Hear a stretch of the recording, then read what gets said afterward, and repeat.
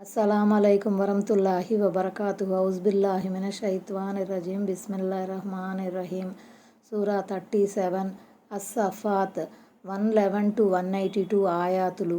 అస్-సఫాత్ అనగా పంక్తులు. ఆయత్ నంబర్ 111. నిస్సందేహంగా అతను విశ్వాసులైన మా దాసులలోని వాడు. ఆయత్ నంబర్ 112. మరి మేమతనికి సద్వర్తనులలో ఒక్కడైన ఇసాక్ ప్రవక్త గురించి శుభవార్తను ఇచ్చాము. హజ్రత్ ఇబ్రహీం అలైహిస్సలాం గారి ఈ కుర్బానీ సంఘటన తరువాత ఆయన కుమారుడగు ఇసాక్ ప్రవక్త ప్రస్తావన వచ్చింది. దీన్ని బట్టి అవగతమయ్యేదేమిటంటే, ఇంతకుముందు జిబహ్ చేయమని దేవుని తరపున అయిన ఆజ్ఞ హజ్రత్ ఇస్మాయిల్ అలైహిస్సలాం గురించే. అప్పటికి ఈయన ఇబ్రహీంకు ఏకైక పుత్రుడు. ఆ తరువాతే ఇసాక్ పుట్టారు కనుక ఇసాక్ ద్వితీయ పుత్రుడు. కుర్బానీ జిబహ్కి సంబంధించిన సంఘటనపై కూడా ఖురాన్ వ్యాఖ్యాతల మధ్య భిన్నాభిప్రాయాలున్నాయి. జిబహ్ కోసం పరుండబెట్టినది హజ్రత్ ఇసాఖేనని ఇమాం ఇబ్న్ జరీర్ అభిప్రాయపడ్డారు. కాగా ఇబ్న్ కసీర్ సహా అత్యధిక మంది ఖురాన్ వ్యాఖ్యాతలు హజ్రత్ ఇస్మాయిల్ అలైహిస్సలాం అని నొక్కి వక్కాణించారు. ఈ రెండవ అభిప్రాయమే సరైనది, ప్రమాణబద్ధమైనది. ఇమాం షౌకానీ మాత్రం ఈ విషయంలో తటస్థంగా ఉండిపోయారు. ఆయత్ నంబర్ 113. ఇంకా మేము అతని ఇబ్రహీము పైనే ఇసాక్ పైనే శుభాలను కురిపించాము. వారిద్దరి సంతతిలో కొందరు సజ్జనులైతే మరికొందరు తమ ఆత్మలకు తీరని అన్యాయం చేసుకున్నారు. అంటే ఆ ప్రవక్తలిద్దరి సంతానాన్ని ప్రపంచంలో బాగా విస్తరిల్లజేశాము. దైవ ప్రవక్తలలో చాలామంది వీరి సంతతికి చెందినవారే. హజ్రత్ ఇసాక్ అలైహిస్సలాంకు హజ్రత్ యాకూబ్ అలైహిస్సలాం కలిగారు. ఆయన గారి 12 మంది కుమారుల ద్వారా ఇజ్రాయిల్ సంతతికి చెందిన 12 తెగలు ఉనికిలోకి వచ్చాయి. వారి ద్వారా ఇజ్రాయిలీయులు ప్రపంచంలో దినదిన ప్రవర్ధమానం అయ్యారు. అనేక మంది దైవ ప్రవక్తలు వీళ్ల మధ్యనే ప్రభవించారు. ఇకపోతే ఇబ్రహీం గారి మరో పుత్రుడు ఇస్మాయిల్ ద్వారా అరబ్బు సంతతి ముందుకు సాగింది. అంతిమ దైవ ప్రవక్త అయిన ముహమ్మద్ సల్లల్లాహు సల్లం ఈ అరబ్బు జాతిలోనే జన్మించారు. అంటే వారిలో కొందరు షిర్కుకు, పాపకార్యాలకు, మారణ హోమానికి, అరాచకానికి ఒడిగట్టారు. ఇబ్రహీం సంతతిలో శుభం, సమృద్ధి కలిగినప్పటికీ మంచివారితో పాటు చెడ్డవారిని గురించి కూడా ప్రస్తావించడం గమనించదగిన విషయం. దైవ సన్నిధిలో కులగోత్రాలకు, తాత ముత్తాతల ఆధారంగా బడాయి పోవటాలకు ఎలాంటి ప్రాధాన్యం లేదని, సత్కార్యాలు మాత్రమే దైవ సన్నిధిలో పరిగణలోకి వస్తాయని దీని ద్వారా విదితమవుతుంది. యూదులు, క్రైస్తవులు హజ్రత్ ఇసాక్ అలైహిస్సలాం సంతతి నుండి వచ్చినవారు. అలాగే అరబ్బు ముష్రిక్కులు హజ్రత్ ఇస్మాయిల్ అలైహిస్సలాం సంతతికి చెందినవారు. కానీ వారి ఆచరణలు మాత్రం స్పష్టమైన మార్గభ్రష్టతకు లేదా షిర్కుకు, పాపాలకు ప్రతిబింబంగా ఉన్నాయి. అందువల్ల వారి కులగోత్రాలు గొప్పవైనంత మాత్రాన వారి దుష్కర్మలు మారబోవు. ఆయత్ నంబర్ 114. మరి మేము మూసా, హారూనులకు కూడా ఉపకారం చేశాము. అంటే వారిని దైవ ప్రవక్తలుగా ఎన్నుకోవటంతో పాటు వారికి ఎన్నో వరాలను కూడా ప్రసాదించాము. ఆయత్ నంబర్ 115. వారిని, వారి జాతి వారిని పెద్ద పీడన నుంచి రక్షించాము. అంటే ఫిరౌనీల పీడన నుంచి, బానిసత్వం నుంచి విముక్తి నొసగాము. ఆయత్ నంబర్ 116. మేము వారికి సహాయపడగా వారే విజయం సాధించారు. ఆయత్ నంబర్ 117. మరి వారిద్దరికీ మేము సవివరమైన తేటతెల్లమైన గ్రంథం ప్రసాదించాము. ఆయత్ నంబర్ 118. ఇంకా వారికి రుజుమార్గం వైపు దర్శకత్వం వహించాము. ఆయత్ నంబర్ 119. రాబోయే తరాలలో వారి కీర్తి మిగిలి ఉండేలా చేశాము. ఆయత్ నంబర్ 120. మూసా, హారూనులపై శాంతి కలుగుగాక. ఆయత్ నంబర్ 121. నిశ్చయంగా మేము సజ్జనులకు ఇలాగే ప్రతిఫలం ఇస్తూ ఉంటాము. ఆయత్ నంబర్ 122. నిస్సందేహంగా వారిద్దరూ విశ్వాసులైన మా దాసుల్లో చేరినవారు. ఆయత్ నంబర్ 123. మరి నిశ్చయంగా ఇలియాస్ కూడా ప్రవక్తలలోని వాడే. ఈయన హజ్రత్ హారూన్ అలైహిస్సలాం సంతతిలోని వారు. ఇజ్రాయిల్ వంశానికి చెందిన ప్రవక్త. ఆయన బాలబక్ ప్రదేశం వైపుకు పంపబడ్డారు. ఆ స్థలం పేరు అసలు సామిరా అని, అది పాలస్తీనాకు పశ్చిమ భాగాన ఉందని మరికొంతమంది అభిప్రాయపడ్డారు. అక్కడి ప్రజలు బాల్ అనే విగ్రహాన్ని పూజించేవారు. అదొక స్త్రీ దేవత పేరని కొంతమంది చెబుతారు. ఆయత్ నంబర్ 124. అతను తన జాతి వారితో ఇలా అన్నాడు, మీరు అల్లాహ్కు భయపడరా? అల్లాహ్ను వదిలి మీరు ఇతరత్రా దైవాలను పూజిస్తూ కూడా ఇంత నిర్భయంగా ఎలా ఉంటున్నారు? ఆయనకు పట్టుబడతామన్న భయం మీకు లేదా? ఆయత్ నంబర్ 125. మీరు బాల్ అనే విగ్రహమును ప్రార్థిస్తూ సర్వోత్తమ సృష్టికర్త అయిన అల్లాహ్ను వదిలిపెడుతున్నారేమిటి? ఆయత్ నంబర్ 126. అంటే మీ ప్రభువు మీ తాత ముత్తాతల ప్రభు అయిన అల్లాహ్ను, మీకు మీ పూర్వీకులకు కూడా ప్రభువు అయిన అల్లాహ్ను కాదని మీరు రాతి విగ్రహాన్ని పూజిస్తారా? దాని పేర మొక్కుకుంటారా? ఆయత్ నంబర్ 127. కానీ వారతన్ని ధిక్కరించారు కనుక వారు తప్పనిసరిగా శిక్ష నిమిత్తం హాజరుపరచబడతారు. అంటే దేవుని ఏకత్వాన్ని త్రోసిపుచ్చిన నేరానికి గాను వారు నరకాగ్నికి ఆహుతవుతారు. ఆయత్ నంబర్ 128. అల్లాహ్ ఎన్నుకున్న దాసులు తప్ప వారు మాత్రమే రక్షించబడతారు. ఆయత్ నంబర్ 129. మేమతని మంచి ప్రస్తావనను భావి తరాల వారిలో మిగిల్చి ఉంచాము. ఆయత్ నంబర్ 130. ఇలియాస్పై శాంతి కలుగు కాక. ఇల్యాసీన్ అని అరబ్బీలో ఉంది. అంత మాత్రాన అది బహువచనం కానీ మరే ఇతర అర్థం వచ్చే పదం కానీ కాదు. ఇల్యాస్ అని మాత్రమే అర్థం. సైనా పర్వతాన్ని సీనీన్ అని అన్నట్లే ఇక్కడ ఇల్యాసీన్ అనటం జరిగింది. హజ్రత్ ఇల్యాస్ అలైహిస్సలాం ఇతర గ్రంథాలలో ఏలియాగా కూడా పిలువబడ్డారు.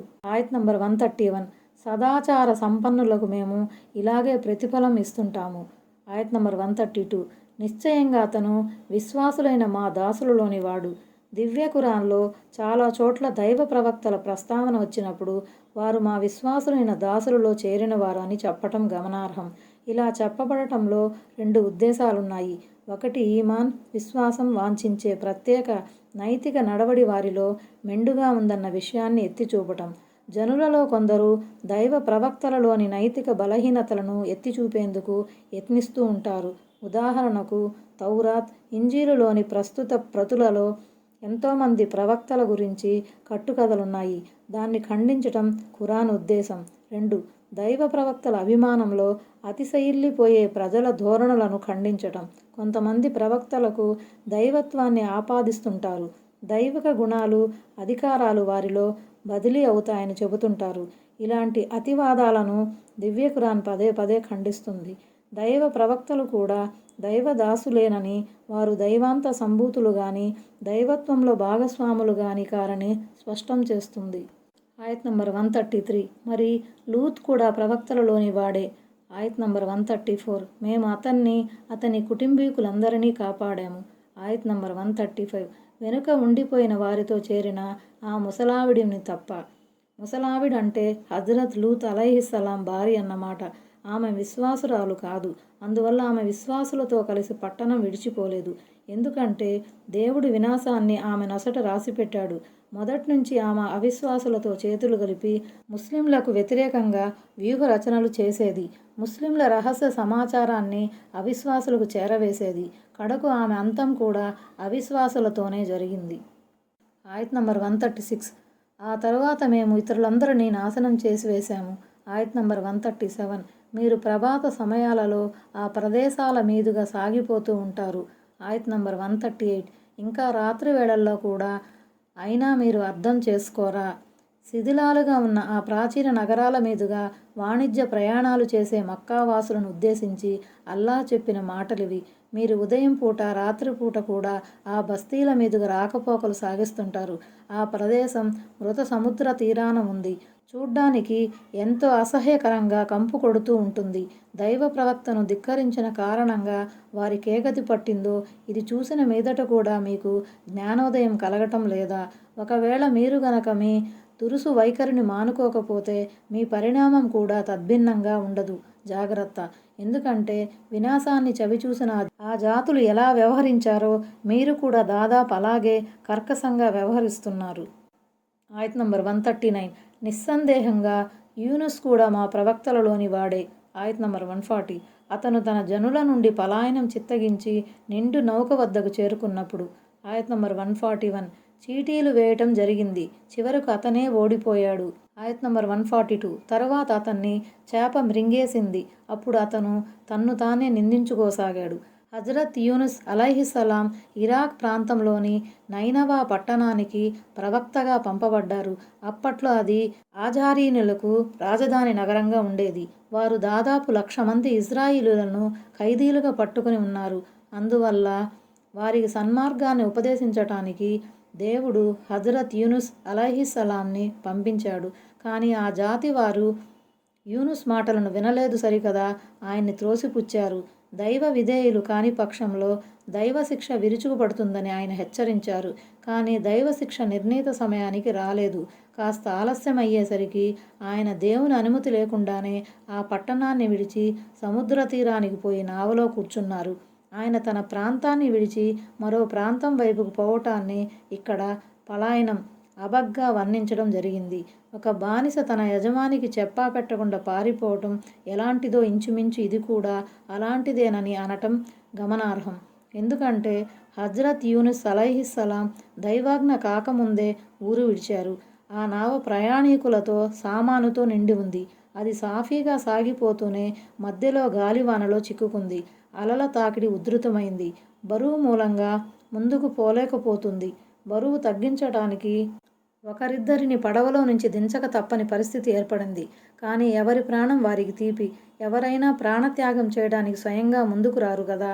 అందుకే పేర్లు రాసి చీటీలు వేయబడ్డాయి. హజ్రత్ యూనుస్ అలైహిస్సలాం పేరు వచ్చింది.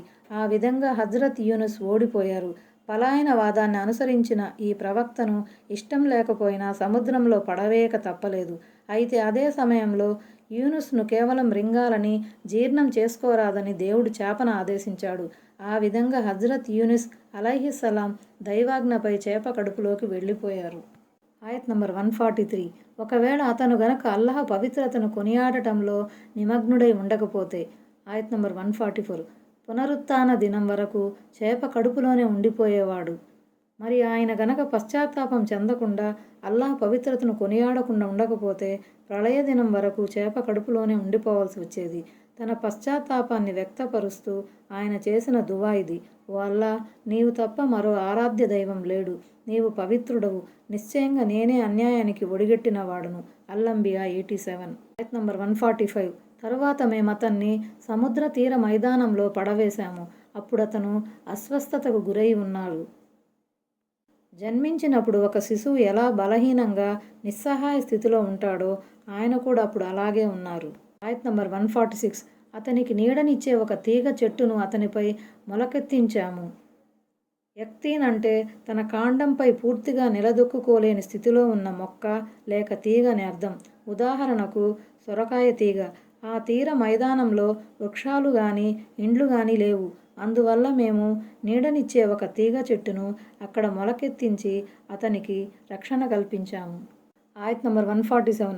మరి మేము అతన్ని 1,00,000 మంది అంతకన్నా ఎక్కువ మంది వైపుకే ప్రవక్తగా పంపాము. ఆయత్ నంబర్ 148. వారు విశ్వసించారు. అందువల్ల మేము వారిని కొంతకాలం పాటు సుఖ సౌఖ్యాలతో వర్ధిల్లజేశాము. వారెలా విశ్వసించారు? దీనికి సమాధానం కోసం యూనుస్ సూరా 98వ ఆయతుకు వివరణను చూడండి. ఆయత్ నంబర్ 149. వారిని అడుగు, నీ ప్రభువుకు కేవలం కుమార్తెలును వారికేమో కుమారులా? ఆయత్ నంబర్ 150.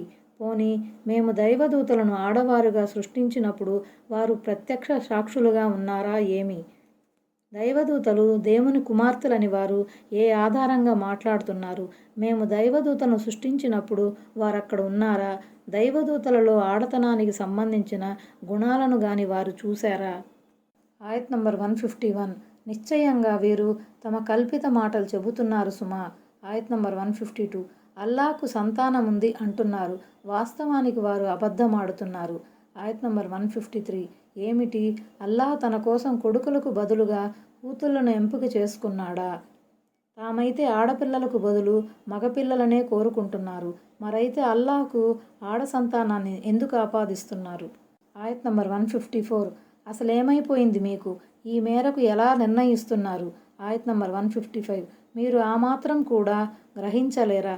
ఒకవేళ అల్లాహ్కు సంతానమే గనక ఉండి ఉంటే మగ సంతానమే ఉండేదేమో. ఏం, మీరు మాత్రం మగ సంతానాన్ని ఇష్టపడటం లేదా? మీరు మగపిల్లల్ని కోరుకుంటున్నప్పుడు దైవానికి మీ దృష్టిలో ప్రాధాన్యం లేని ఆడ సంతానాన్ని ఎందుకు అంటగడుతున్నారు? ఈ పంపకం అపసవ్యమైనది కాదా? అసలు విషయం ఏమిటంటే అల్లాహకు సంతానం ఉందన్న వారి మాటే అసత్యమైనది. అదొక అభాండం తప్ప మరేమీ కాదు. వారు ఆపాదించే అసత్యాలకు అల్లాహ్ అతీతుడు, పరమ పవిత్రుడు.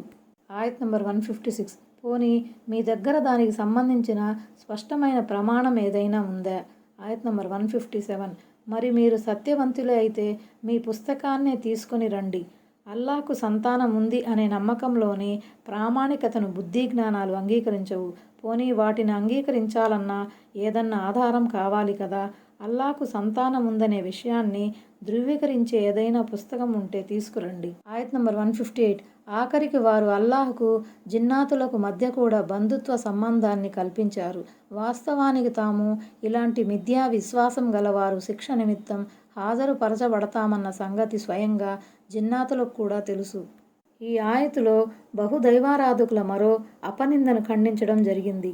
అల్లాహకు జిన్నుల వర్గంతో దాంపత్య సంబంధం ఉందని, తద్వారా అల్లాహకు ఆడపిల్లలు పుట్టారని వారే దైవదూతల్ని ముష్రిక్కులు కల్పించారు. ఆ విధంగా వారు దైవానికి జిన్నుల వర్గంతో బంధుత్వ సంబంధాన్ని అంటగట్టారు. అదెలా నిజమవుతుంది? ఒకవేళ అదే గనక నిజమై ఉంటే అల్లాహ్ జిన్నులను యాతనకు ఎందుకు గురి చేస్తాడు? ఒకవేళ జిన్నులతో ఆయనకు బంధుత్వ సంబంధం ఉంటే ఆయనకు ఆ మాత్రం బంధుప్రీతి ఉండదా?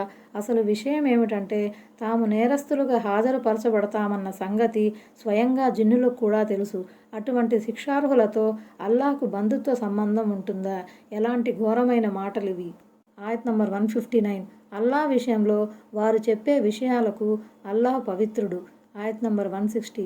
చిత్తశుద్ధి గల అల్లాహ్ దాసులు తప్ప వారు మాత్రమే ఇలాంటి అభూత కల్పనలకు దూరంగా ఉంటారు. సజ్జనులు అల్లాహ్ విషయంలో నోటికొచ్చినట్లుగా వాగరు. అల్లాహకు శోభాయమానమైన మాటలే చెబుతారు. దైవ విరోధులు, ముష్రిక్కులు మాత్రం ఇలాంటి తలాతోకా లేని మాటలు చెబుతారు.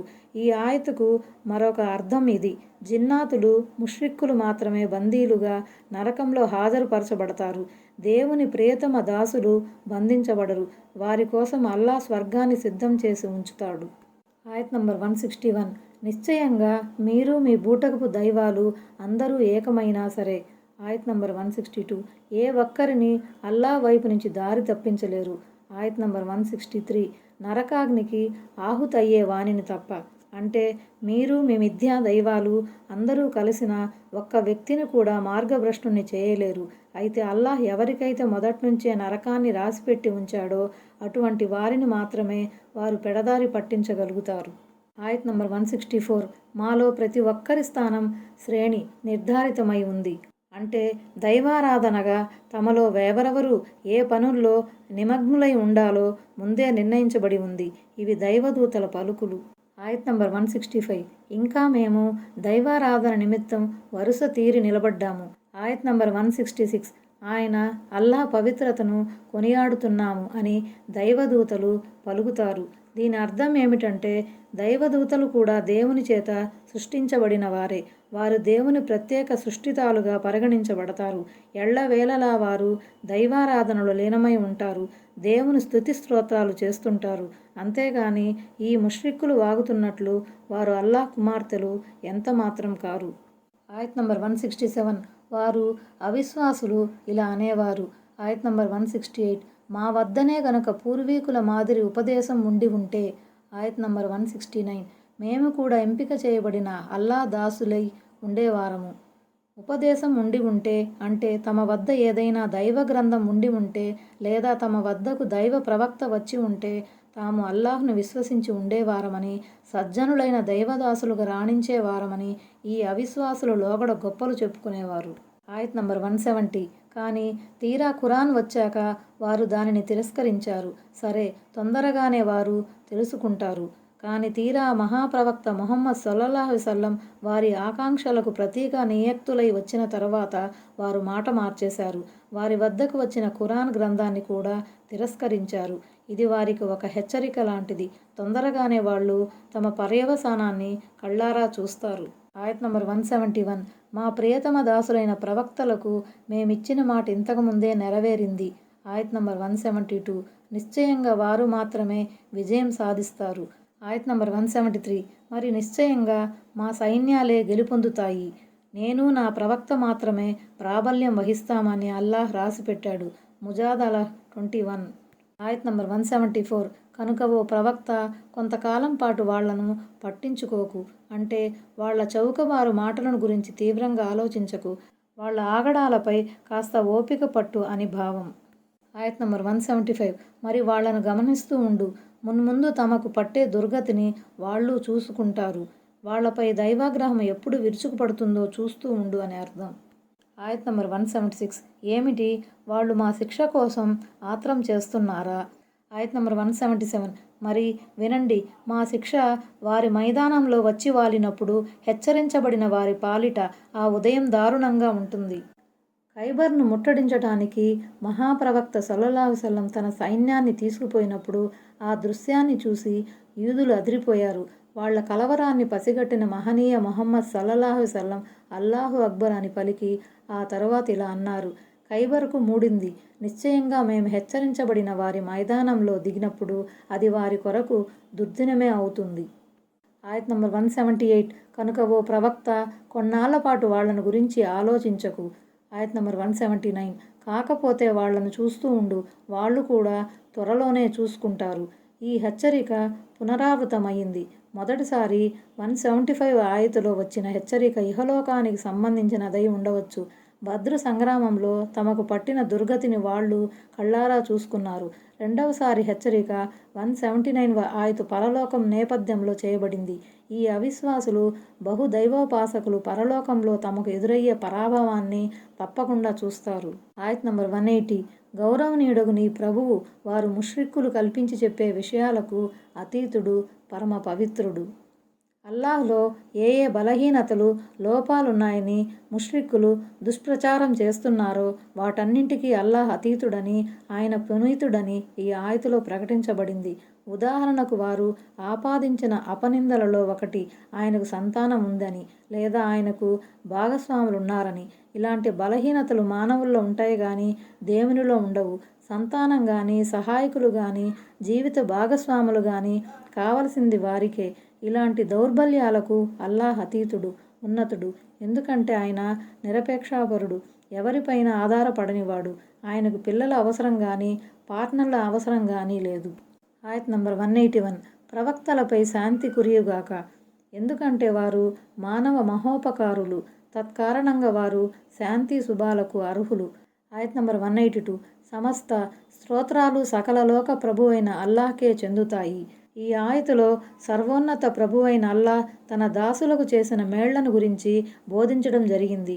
ఆయన తన దాసులపై భౌతికంగా దయతలచడంతో పాటు ఆధ్యాత్మికంగా వారికి మహోపకారం చేశాడు. వారి మార్గదర్శకత్వం కొరకు ప్రవక్తలను పంపాడు, గ్రంథాలను అవతరింపజేశాడు.